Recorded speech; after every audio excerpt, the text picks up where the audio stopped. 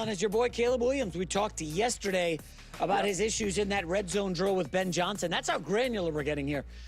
It sounds like Caleb is appreciating the tough coaching.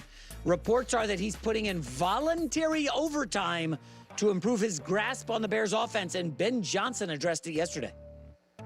He's committed to learning the offense. We're not where we need to be yet as a team, and he understands that. And any chance he gets to get a few more full speed reps, it sounds like he wants them. We've loaded him up. We've tried a number of different things: long play calls, multiple plays at the line. We've dabbled here, tempo. We've dabbled here, there, and everywhere.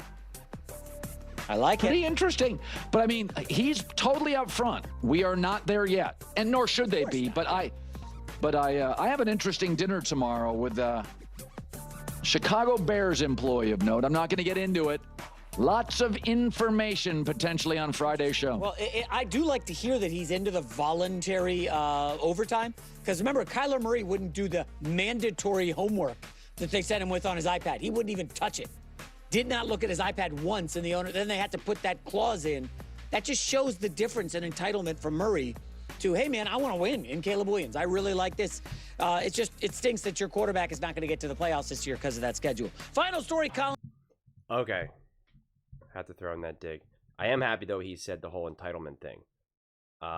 Because the truth is, this is obviously continues to be a non-story, like most things that are coming out of Chicago. Like the other day when I talked about the whole hard practice type thing or hard coaching or whatever. But yeah, like it's just like Caleb's obviously putting in the work, which is not the behavior of someone who's entitled. But really just listening to Ben Johnson talk, honestly, just his mastery over what the offense needs to do and what he needs from his quarterback. Make no mistake about it, not all coaches have that. Not all head coaches have that.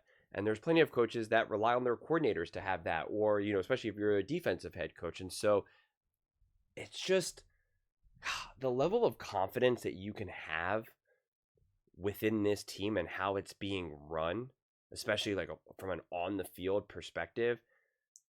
Man, it's just real talk. You know what I'm saying? Like it's real talk. It's not generic. We got to put in the work. There's no shortcuts. You got to put in the work. Or the other generic of like, we're going through the reps and we're doing it, and we'll see how it all unfolds. Like it's just you're just actually getting like real concrete information, and you can see the expertise. And if you can see the expertise in a press conference, like how do you think it's landing on the field? Like it's just. And you also get to talk the talk, actually, with your other coaches as well. Like, it's not like I have anything against, like, having a defensive head coach or even a walk-around coach.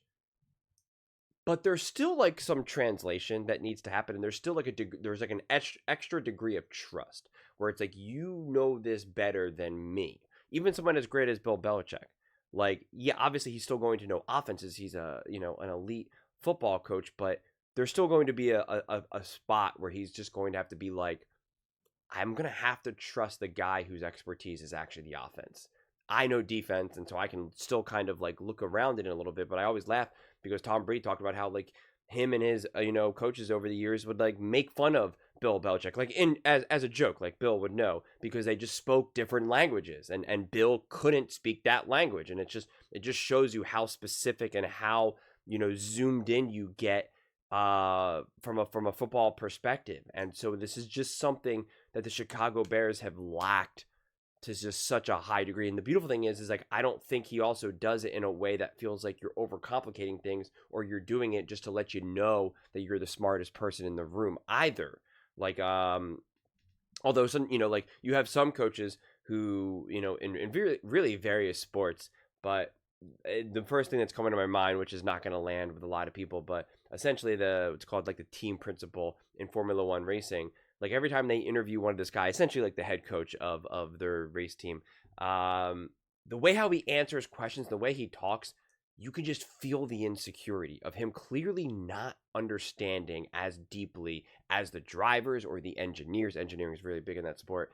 And you can just tell that the things that he says is just kind of like, I don't really have all the information. I don't have the expertise. I'm really smart. I'm obviously able to be the team principal. I've been moving and shaking, and I'm worthy of my role here. But like, I don't really know maybe as deeply as other things. And it's just like you can feel it, and it always makes me laugh every time I listen to him talk. Where it's just like, all right, I get it. You belong here. You belong here. And the way how Ben Johnson has it here is just like it's just the language that he authentically speaks. And I think the players, the players are just gonna resonate with that, and I think they already are. But like I only have so much to say about like Caleb Williams logging in voluntary overtime. Like again, on one side, I'm happy that they're kind of highlighting something like this because it kind of balances out the nonsense of him being like entitled and all of that. But it's also kind of like like yeah, man, put in the work. Like this is your job. Like it's so funny when I was a kid growing up, you hear about these players and coaches, anyone in that regard. You hear people praise them for like putting in the work and doing all this type of stuff, and you hear the things like, oh, they're doing it like it's their job. And like when you're young, you don't really understand what that means. Like even when you're in like high school or when you're 20, 21, 25, like it's not until you get a little bit older that you recognize like, oh, like this is a job. And so like they better put in the work. Like it's the one thing they have to do in the world right now. It's the one thing how they build their entire life out of. It's how they pay their bills. It's how they afford their houses, their cars, their food, their everything. Like everything comes out of their ability to like throw a football or catch a football. So it's just like you better put in this work.